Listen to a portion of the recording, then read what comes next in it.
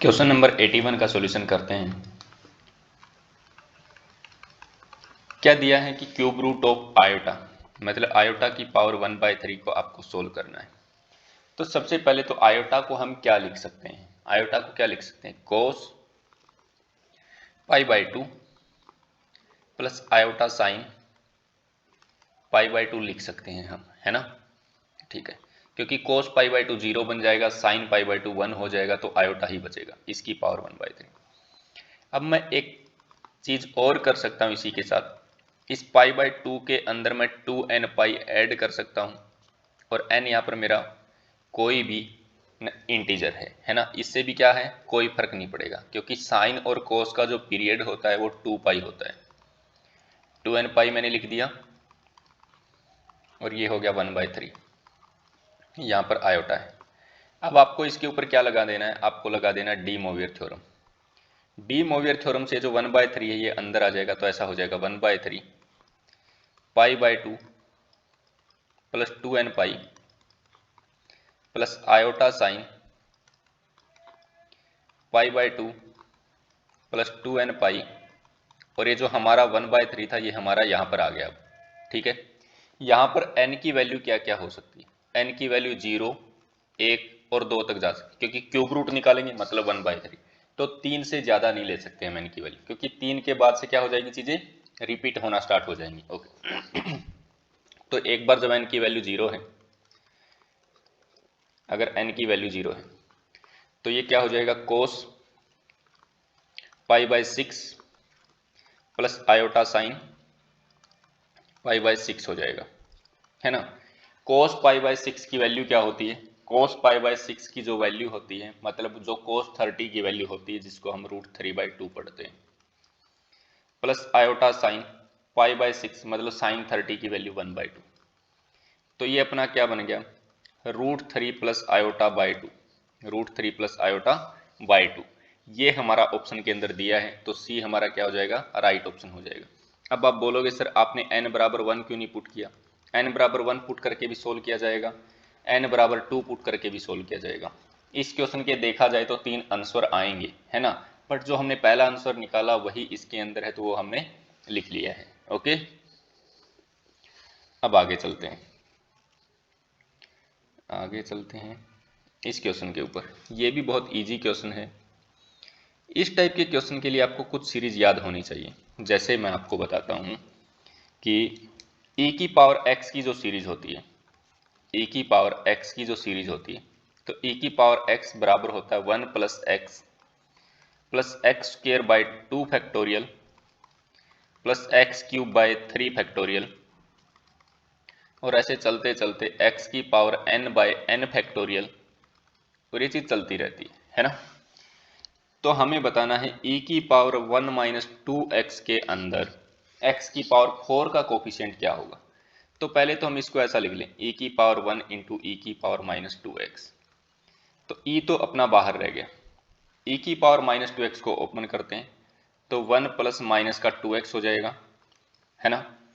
Plus में minus 2x का square करेंगे, डिवाइड में क्या करेंगे 2 फैक्टोरियल, माइनस 2x का क्यूब करेंगे, डिवाइड में 3 फैक्टोरियल, माइनस 2x की पावर 4 करेंगे, डिवाइड में 4 फैक्टोरियल, ऐसे चलता जाएगा। तो अपने को क्या देखना, x की पावर 4 का कोफिशिएंट, है ना। तो कोफिशिएंट ऑफ x की पावर क्या हो जाएगा, कोफिशिएंट ऑफ x की पावर 4, ये अपना e इंटू, और यहां से हम क्या देख पा रहे हैं, -2 की पावर 4/4 फैक्टोरियल, तो ये क्या हो जाएगा e इंटू -1 की पावर 4 पॉजिटिव हो जाएगा, और 2 की पावर 2 2 जा 4 2 जा 8 2 जा 16 अपॉन में 4 फैक्टोरियल, 4 इंटू 3 इंटू 2 इंटू 1, है ना। तो 4 4 जा 16, 2 2 जा 4, तो कितना आ जाएगा 2e/3 आ जाएगा। तो ये आ गया अपना x की पावर 4 का कोफिशिएंट। बहुत इजी क्वेश्चन था। अगले क्वेश्चन की तरफ चलते हैं। ये वाला क्वेश्चन देखो, इस क्वेश्चन को सॉल्व किया जाता है एक प्रॉपर वे से भी, बट मैं आपको एक ऐसा वे बताऊंगा कि आप एग्जाम में कैसे करोगे। जैसे आपको चेक करना कि ये वाला सॉल्यूशन है या नहीं, for option A, A option के लिए चेक करते हैं।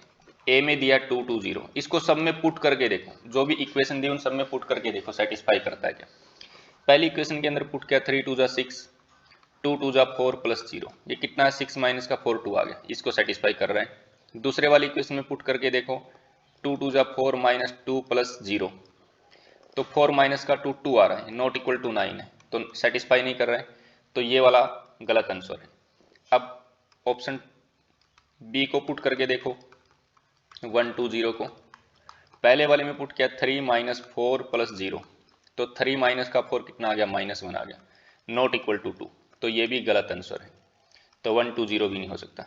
ऑप्शन सी के लिए चेक करो 1 2 3, 1 2 3 को पहले में पुट करो 3 माइनस 2 2 4 प्लस 3 है ना, 2 2 4 3 और ये प्लस का 3, तो 3 और 3 6 माइनस 4 2, तो इसको तो सेटिस्फाई कर रहा है। दूसरे वाली इक्वेशन में पुट करके देखो 2 माइनस का 2 प्लस का 3 3 जा 9 है ना, तो 2 से 2 कैंसिल 9 आ गया, तो इसको भी सेटिस्फाई कर रहा है।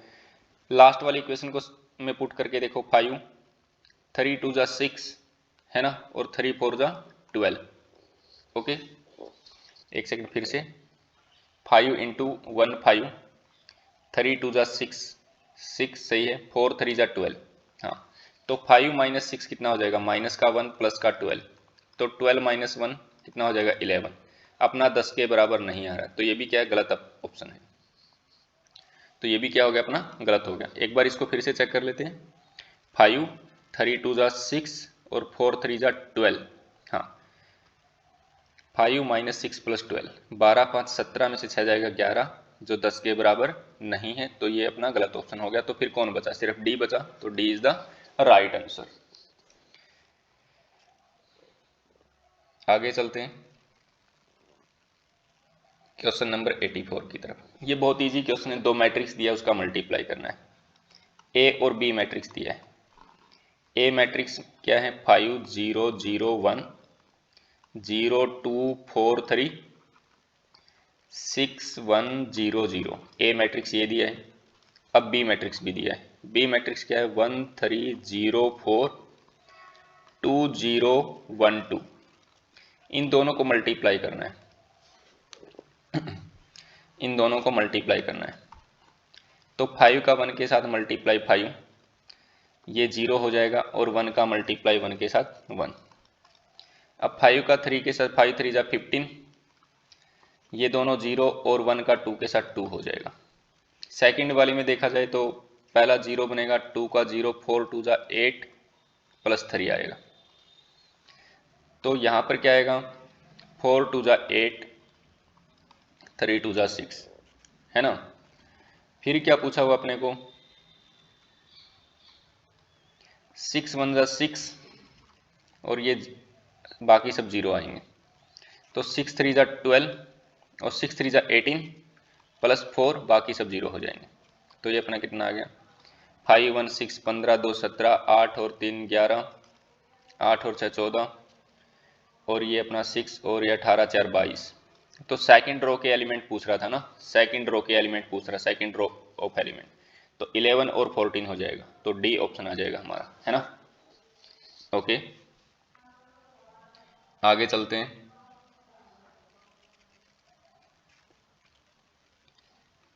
Question number 85।